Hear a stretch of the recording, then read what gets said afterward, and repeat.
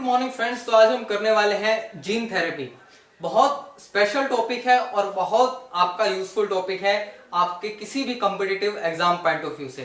तो gene therapy को जब हम पढ़ते हैं तो इसे 3 पार्ट में डिवाइड किया जा सकता है। एक जो इसके बेसिक्स चीजें हैं कि जीन थेरेपी होती क्या है, उसको क्लासिकल नॉन क्लासिकल क्या है, या जो साइंटिस्ट हैं उन्होंने जीन थेरेपी को लेकर किस तरह से अप्रोचेस जो है अपनी अपनी डिफाइन करी है। और सेकंड जो है कि जीन थेरेपी का प्रोसीजर क्या है, किन 2 या 3 प्रोसीजर से हम जीन थेरेपी को कर सकते हैं। तीसरा प्रोसीजर क्या है कि उसमें यूज होने वाले कंपोनेंट कैसे हैं। तो इन तीनों को हम एक एक वीडियोस में देखेंगे। सबसे पहले जीन थेरेपी, उसकी approaches, terminology, classical non classic क्या है, अप्रोचेस कैसे हो सकती हैं। तो जीन थेरेपी की जब हम बात करते हैं तो जीन थेरेपी की जाती है किसी भी डिफेक्टिव जीन की वजह से आपकी होने वाली डिजीज को। फॉर एग्जाम्पल हम बात कर लेते हैं कि एक आपका कोई पर्सन है जिसमें आपकी जो है इंसुलिन की जीन जो कि फंक्शनल होती है कि इंसुलिन का प्रोडक्शन होना चाहिए था, वो नहीं हुआ। तो इस डिफेक्टिव जीन की वजह से जो है इस पर्सन में क्या हो गई, डिजीज कॉज होगी, डायबिटीज हो गया, इसे कि इंसुलिन बन ही नहीं रहा है। तो इसे इंसुलिन का जो इंजेक्शन है वो बाहर से देना पड़ेगा। तो ये इसका जेनेटिक कॉज हो गया डायबिटीज का, कि जो है ये इसमें इंसुलिन बना ही नहीं, इंसुलिन की जीन फंक्शनल हुई नहीं।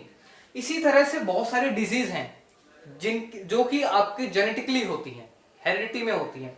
आप देखेंगे सिस्टिक फाइब्रोसिस को देखेंगे, आपकी जो CFTR जीन है उसकी वजह से होता है। हीमोफीलिया ए देखेंगे आपको जो फैक्टर 8 है कोएगुलेशन का, उसकी वजह से होता है। हीमोफीलिया बी देखेंगे तो फैक्टर 9 की वजह से होता है।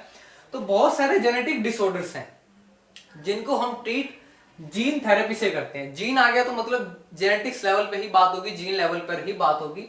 तो technique for correcting the defective genes which are responsible for disease. तो जिस डिजीज के लिए रिस्पॉन्सिबल है हम उसके लिए देखेंगे। एग्जाम्पल हम इंसुलिन का ही लेके चलेंगे क्योंकि आसानी से हमें याद रहेगा कि डायबिटीज के पेशेंट मिलते हैं, इंसुलिन के इंजेक्शन लोग खरीदते हैं, तरह तरह की डिवाइस आने लग गए हैं। तो ये पर्सन था, इंसुलिन की जीन ना होने की वजह से क्या हो गया, ये पेशेंट हो गया, पर्सन से ये पेशेंट हो गया। नेक्स्ट बात कर लेते हैं अप्रोचेस की।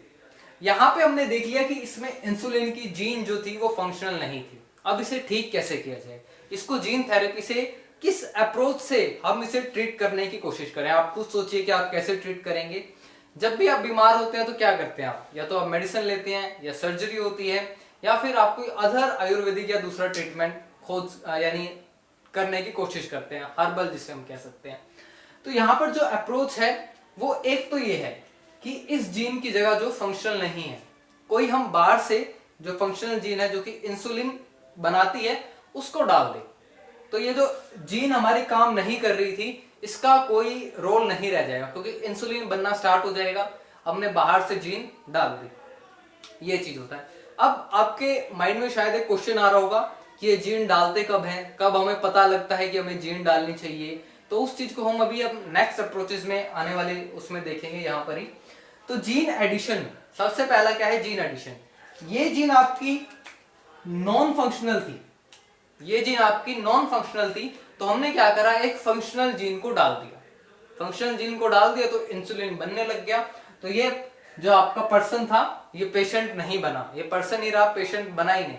तो क्या हो गया, तो हमने एक बाहर से क्या किया, फंक्शनल जीन डाल दिया। और ये नॉन लोकलाइज डालते हैं हम, किसी यानी लोकलाइज जगह पर नहीं डालते हैं, नॉन लोकेशनल डालते हैं। तो यहाँ पर insert gene at non specific location. Most common approach यही होती है कि जीन को ऐड कर दिया जाए। कोई जीन फंक्शन नहीं कर रही है तो जीन को ऐड कर दो तो वो अपना काम करने लगेगी। तो ये जो जीन थी आपकी ब्लू वाली जो फंक्शन नहीं कर रही थी, इसका रोल ही नहीं रहेगा, इंसुलिन का प्रोडक्शन हो जाएगा।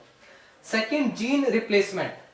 जीन रिप्लेसमेंट में क्या होता है कि इस जीन को, जो आपकी डिफेक्टिव जीन है, ये ब्लू कलर से शो है, इसको रिप्लेस कर दिया जाए एक नॉर्मल जीन से, यानी एबनॉर्मल जीन को रिप्लेस कर दिया जाए एक नॉर्मल जीन से, यानी रिप्लेस कर दिया। तो ये आपकी क्या होगी, रिप्लेसमेंट अप्रोच होगी।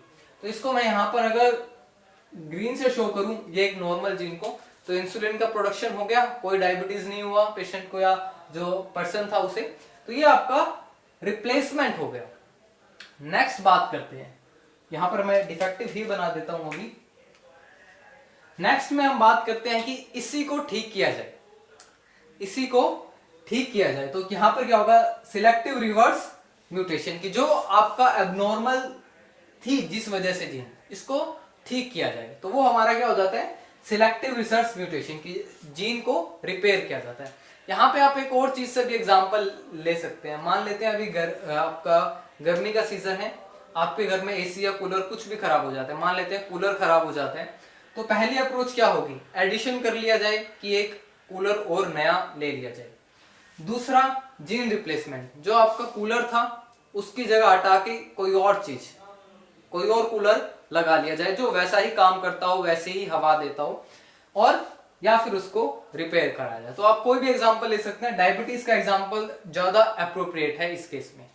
नेक्स्ट, जीन थेरेपी को लेकर अब हम कब करते हैं, मेनली जो आप प्रेग्नेंट वुमेन देखते हैं, तो ये जो आपके डायग्नोस्टिक सेंटर है, आप कभी भी जाएंगे, विजिट करेंगे, तो भगवान ना करे कभी करना पड़े, लेकिन आप कभी भी करेंगे तो आपको वहां पर जो ज्यादा होगा आपको प्रेग्नेंट वुमेन्स दिखेंगी, क्योंकि वो जब आपका एम्ब्रियो होता है तो उसमें ही आपके जेनेटिक डिफेक्ट्स पता लगने लग जाते हैं। हम क्रोमोसोम की जो मेटाफेज है उसमें स्टडी कर लेते हैं कि जो आपका सेल साइकिल देखते हैं, तो हम उसमें स्टडी कर लेते हैं कि कोई डिफेक्ट तो नहीं है, कोई डाउन सिंड्रोम या कोई और चीज तो नहीं हो रहा है, तो हम उसी में देख लेते हैं।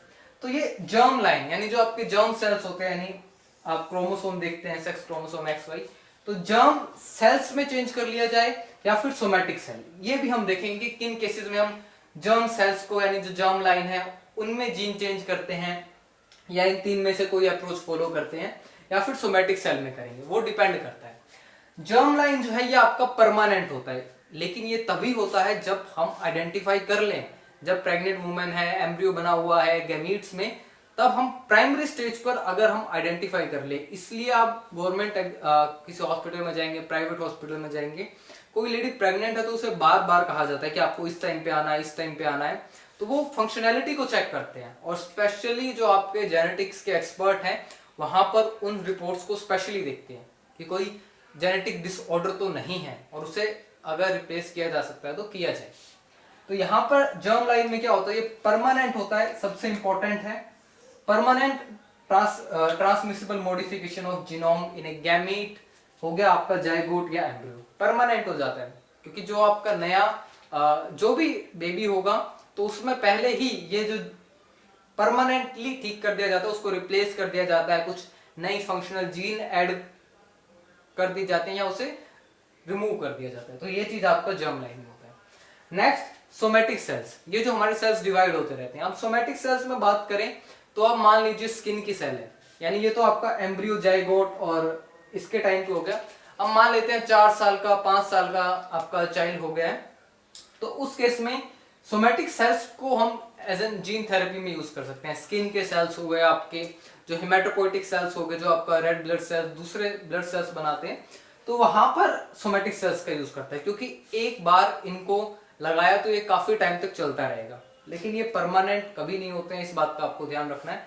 परमानेंट आपका ट्रांसमिशन यही होता है, लेकिन इसका कुछ इशू रहता है कि कुछ कंट्रीज में इसको ऑथराइज नहीं माना जाता है, कि ट्रीट नहीं करने दिया जाता है, तो ये जनरली जो है सोमैटिक सेल्स में देखा जाता है। तो introduction of A gene into somatic cells of the affected individual, कि जहां पर जीन में गड़बड़ है इफेक्टिव इंडिविजुअल के सोमैटिक सेल्स में, वहां पर ट्रांसफर किया जाए, लेकिन ये परमानेंट नहीं है, ये बार बार भी कराना पड़ सकता है। तो ये आपका सोमैटिक सेल्स में होता है। स्किन सेल्स और जो हेमाटोपोइटिक सेल्स है, ये दोनों चीजें आपको तब समझ में आएगी नेक्स्ट वीडियो में और डिटेल में कि हम क्यों कर रहे हैं इन विवो या एक्स विवो में। अब देखेंगे हम germ therapy.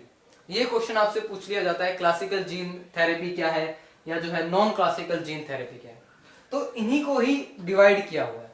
Classical gene therapy में क्या था कि जीन आपकी डिलीवर करी जाती थी और उससे फंक्शन लिया जाता था, जैसा हम इस केस में देख रहे थे जीन एडिशन में। तो ये क्लासिकल जीन थेरेपी थी कि आपका जीन ऐड कर दिया और उससे फंक्शन को देख लिया, that is the classical gene therapy. अब नॉन क्लासिकल में बात करें तो हम जो हमारी डिफेक्टिव जीन है उसको इनिबिट कॉज, यानी जो पैथोजेनेसिस कॉज करने वाली है उसको इनिबिट करने की कोशिश करते हैं, या नॉन फंक्शनल है, इंसुलिन नहीं बना रही थी, तो या उसको रिप्लेस करने की या उसे जो है रिपेयर करने की कोशिश करते हैं इस नॉन क्लासिकल में, और अब ज्यादा जो फॉलो होता है वो आपका नॉन क्लासिकल ही हो रहा है, कि आपका जो इनहिबिट किया जाता है जीन्स को जो कि पैथोजेनेसिस कोज करती हैं, या फिर अगर आपका नॉन फंक्शनल जीन है जिनका फंक्शन हमें चाहिए, तो वहां पर उन्हें क्या किया जाता है, रिपेयर किया जाता है या रिप्लेस किया जाता है। लेकिन यहाँ पर नया जो है जीन्स जो है ऐड की जाती हैं जीन एडिशन की तरह। तो ये आपकी फर्स्ट वीडियो थी जीन थेरेपी को